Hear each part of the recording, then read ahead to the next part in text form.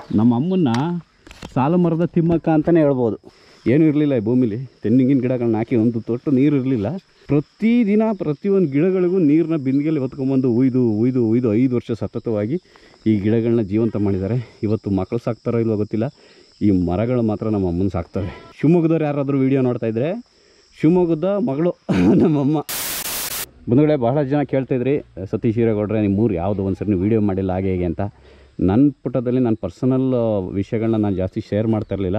ಹಾಗೆ ನನ್ನ ವಿಷಯನ ನಾನೇ ಹೇಳ್ಕೊಳ್ಳೋಕ್ಕೆ ನನಗೆ ಆಸಕ್ತಿ ಇರಲಿಲ್ಲ. ಹಾಗಾಗಿ ಜಾಸ್ತಿ ನಮ್ಮ ಊರ ಬಗ್ಗೆ ನಾನು ವೀಡಿಯೋ ಮಾಡಿರಲಿಲ್ಲ. ಆದರೆ ಎಲ್ಲರೂ ಕೇಳ್ತಾ ಇದ್ದೀರಾ ಅಂತ ಇವತ್ತು ವೀಡಿಯೋ ಮಾಡ್ತಾಯಿದ್ದೀನಿ. ಇದು ನನ್ನೂರು, ಹಾಸನ ಜಿಲ್ಲೆ ದುದ್ದ ಹೋಬಳಿ ಹತ್ರ ಬರುತ್ತೆ. ಕೋಡಿಹಳ್ಳಿ ಅಂತ ಒಂದು ಗ್ರಾಮ. ಇದು ನಮ್ಮೂರಲ್ಲಿದ್ದೀನಿ. ನಮ್ಮ ಮನೆ ಇದು. ಇಲ್ಲೇನು ನೋಡ್ತಾ ಇದ್ದೀರಾ, ಇದೇ ನಮ್ಮ ಮನೆ. ಎದುರುಗಡೆದು ನಮ್ಮ ದೊಡ್ಡಪ್ಪ ಅವ್ರ ಮನೆ. ಇವೆರಡು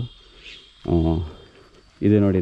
ನನ್ನ ಆರಾಧ್ಯ ದೈವ, ನಾನು ಚಿಕ್ಕವನಿದ್ದಾಗಲಿಂದ ಯಾವಾಗಲೂ ಇದೇ ದೇವಸ್ಥಾನದಲ್ಲಿ ನನಗೆ ತುಂಬ ಅಟ್ಯಾಚ್ಮೆಂಟು. ಮನೆ ಹತ್ರ ಬಂದರೆ ನಾನು ಈ ದೇವ್ರನ್ನ ಪೂಜೆ ಮಾಡ್ದೇ ನೋಡ್ದೇ ಹೋಗಲ್ಲ. ರಾಮ್ ದೇವ್ರಿದು. ಇವ್ರು ನಮ್ಮ ಭಾವ, ನಮ್ಮ ಅಕ್ಕನ ದೊಡ್ಡಪ್ಪನ ಮಗಳಿದಾರಲ್ಲ ಅವ್ರಿಗೆ ಯಜಮಾನರು. ದೊಡ್ಡಮ್ಮ ಇಲ್ಲ ಹೊಡ್ತೀನಿ, ದೇವಸ್ಥಾನಕ್ಕೆ ಹೋಗಬೇಕು. ಇಲ್ಲಿ ತಿಂಡಿ ಆಯಿತು. ಇವರೇ ನಮ್ಮ ದೊಡ್ಡಮ್ಮ. ನನ್ನ ಭಾಷೆ ಎಲ್ಲಿಂದ ಬಂತು ಅಂತ ಕೇಳ್ತಿರಲ್ಲ, ಇಲ್ಲಿಂದನೇ ಬಂದಿದ್ದು. ನಮ್ಮ ದೊಡ್ಡಮ್ಮ ಮಾತಾಡೋದು ಕೇಳ್ತಿದ್ದೀರಾ, ಇಲ್ಲಿಂದನೇ ಬಂದಿದ್ದು. ಇವರೇ ನಮ್ಮ ತಾಯಿ ಶಶಿಕಲಾ ಅಂತ. ನಮ್ಮ ಪೂಜಾ ಕೇರ ಚಾನಲಲ್ಲಿ, ನಮ್ಮ ಶ್ರೀಮತಿಯವ್ರ ಚಾನಲಲ್ಲಿ ತೋರಿಸಿದ್ದೀವಿ. ಆದರೆ ಅವ್ರನ್ನ ಫಾಲೋ ಮಾಡದಿದ್ದವ್ರಿಗೆ ಗೊತ್ತಾಗಿರಲ್ಲ. ಯಾಕೆ ಅವ್ರ ಚಾನಲಲ್ಲಿ ಬಂದಿರುತ್ತೆ. ಇವರೇ ನಮ್ಮ ತಾಯಿ ಶಶಿಕಲಾ ಅಂತ, ಹುಟ್ಟು ಹೋರಾಟಗಾತಿ.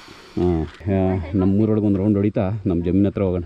ಇದ್ರ ಮೇಲೆ ಅನ್ಕೊಂತೀರ ಎಲ್ಲ ಏನು ಕೂರ್ಬೋದಾ, ನಿಮ್ಮ ಅಮ್ಮನ ಕೂರಿಸ್ಬೋದು ಅಂತ. ಕಂಫರ್ಟಬಲ್ ಕೂರ್ಗಳು ಕರೆಕ್ಟಾಗಿ ಕೂರ್ಬೋದೇನಮ್ಮ? ಒಂದ್ಸರಿ ಕೂರಿಸಿದ್ದೆ. ಕೂರ್ಬೋದಾ?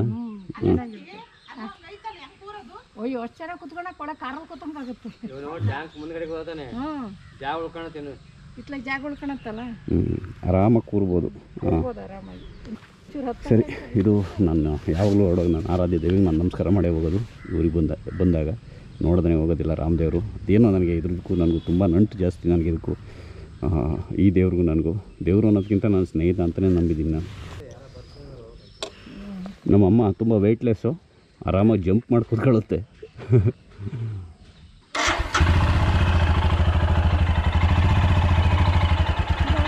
ಬಿಡ್ಬಿಡು, ಅಲ್ಲೇ ಹೋಗೋಣ.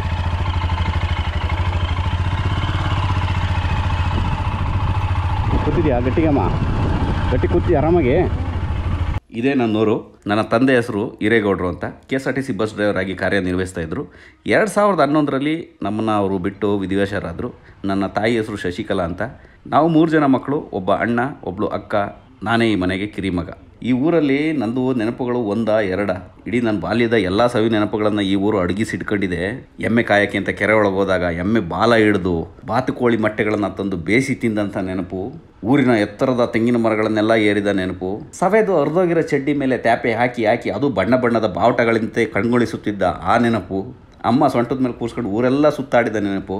ಹೇಳ್ತಾ ಹೋದರೆ ಆ ನೆನಪುಗಳ ಸರಮಾಲೆನೇ ಹರಿದು ಬರುತ್ತೆ.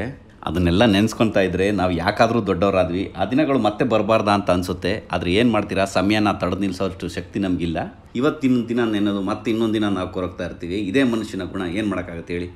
ಊರಿಂದ ಒಂದು ಸ್ವಲ್ಪ ಹೊರಗೆ ಬಂದರೆ ನಮ್ಮ ಜಮೀನು ಸಿಗುತ್ತೆ. 1 ಕಿಲೋಮೀಟ್ರ್ ದೂರ ಆಗುತ್ತೆ. ಅಲ್ಲಿ ನಮ್ಮ ತಾಯಿ ಒಂದು ತೆಂಗಿನ ತೋಟವನ್ನು ಬೆಳೆಸಿದ್ದಾರೆ. ನನ್ನ ತಂದೆ ಸಮಾಧಿ ಕೂಡ ಅಲ್ಲೇ ಇದೆ.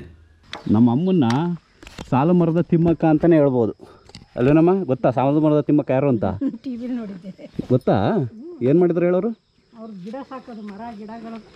ಮರ ಗಿಡಗಳು ಎಲ್ಲಿ ಬೆಳೆಸ್ತಾರೆ?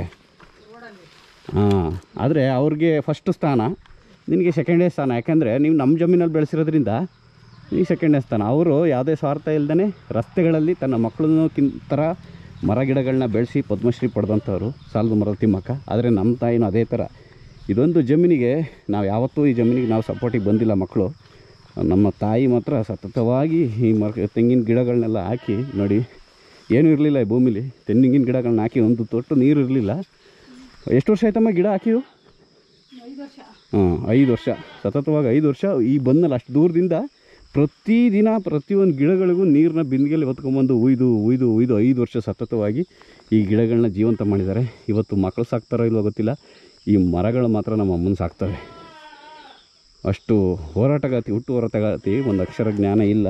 ಏನು ಮಾಡ್ತೀರಾ? ಶಿವಮೊಗ್ಗದವ್ರು ಯಾರಾದರೂ ವೀಡಿಯೋ ನೋಡ್ತಾಯಿದ್ರೆ, ಶಿವಮೊಗ್ಗದ ಮಗಳು ನಮ್ಮಮ್ಮ. ಹಾಂ, ತೀರ್ಥಹಳ್ಳಿ ಶಿವಮೊಗ್ಗ. ನಾನು ಹೋಗಿದ್ನಲ್ಲ ಅದೇ ಮನೆ ಮಗಳು. ಅಲ್ಲಿಂದ ಇಲ್ಲಿಗೆ ನಂಟು. ಹಾಂ ಹಾಂ, ಮಾಸ್ತಿಕಟ್ಟೆ ಪಕ್ಕ. ಅದೇ ಹೋಗಿದ್ನಲ್ಲಿ ನೋಡಿದ್ದಾರೆ ತುಂಬ ಜನ. ಹಾಂ, ಹುಟ್ಟು ಹೋರಾಟಗಾತಿ ಪಾಪ. ಆ ಕಾಲದಲ್ಲಿ ಅವ್ರಿಗೆ ಅಕ್ಷರ ಜ್ಞಾನ ಇರಲಿಲ್ಲ. ಓದು ಬಾಟ್ಲಿಗೆ ನೀರು ಇದು ಮರದ ಗೆಡ್ಡೆಗೆ ಇಟ್ಟು 117 ಸಸಿ ಬೆಳೆಸಿದ್ದೀನಿ. 117 ಸಸಿ. ಅದೇ ನೀನು ಸಾಲ ಮರದ ತಿಮ್ಮಕ್ಕ ಅನ್ಬೋದು. 2ನೇ ಸ್ಥಾನ ನಿನಗೆ. ಯಾಕೆಂದರೆ ಆ ಥರ ತಿಮ್ಮಕ್ತಿರು ತುಂಬ ಜನ ಇದ್ದಾರೆ ನಮ್ಮ ಕರ್ನಾಟಕದಲ್ಲಿ. ಯಾಕೆಂದರೆ ನಮ್ಮ ಜಮೀನಲ್ಲಿ ಬೆಳೆಸಿದ್ರಿಂದ ಇದು ನಮ್ಮ ಸ್ವಾರ್ಥಕ್ಕೆ ನಾವು ಬೆಳೆಸ್ಕೊಂಡ್ವಲ್ವ, ನಮಗೋಸ್ಕರ. ಹಂಗಾಗಿ ನಿನಗೆ 2ನೇ ಸ್ಥಾನ ಕಣಮ್ಮ. ಹಾಂ ಹಾಂ, ಇರಲಿ ನೋಡೋಣ. ಇವ್ರು ಏನು ಮಾಡ್ತಾನೆ, ಎಳ್ನೀರು ಕುಡಿ ಎಲ್ಲರಿಗೂ ಬಿಡ್ತಾನೋ. ಇರ್ತೀಯ ಬಿಡು, ನೀನು ಇರೋವರೆಗೂ.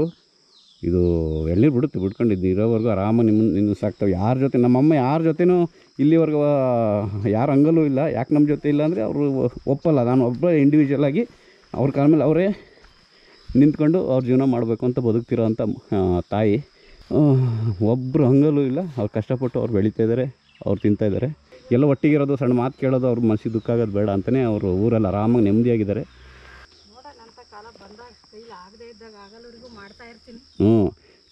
ಆಮೇಲೆ ಕೈಲಿ ಆಗದೆ ಇದ್ದಾಗಲೂ ಇದು ಮಾಡ್ತೀನಿ ಅನ್ನೋಕ್ಕಾಗಲ್ಲ ಅಮ್ಮ. ಕೈಲಿ ಆಗದೆ ಇದ್ದಾಗ ಇರಲೇಬೇಕು.